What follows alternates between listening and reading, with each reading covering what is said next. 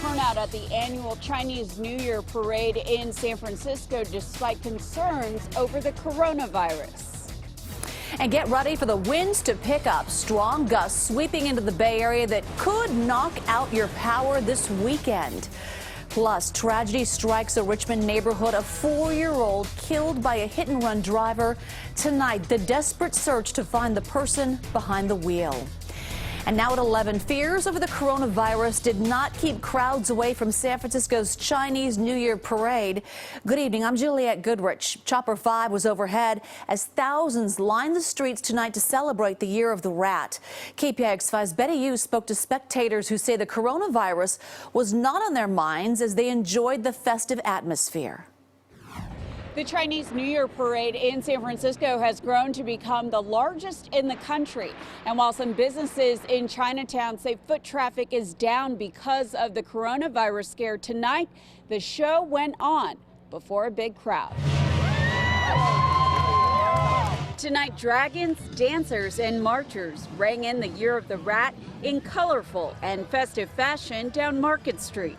Really, it's just a wonderful community gathering and a great chance to celebrate the Chinese New Year. So we were just really excited to come out here and support our daughter.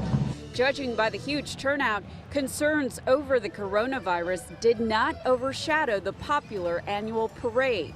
Currently, there are no diagnosed cases of the virus in San Francisco. I knew that they were concerned about people not coming, and I can see by the people here that people didn't stay away because of that. Parade organizers closely monitored the developments and decided not to cancel the event because following guidance from the CDC, they were confident the risk of contracting the virus was low.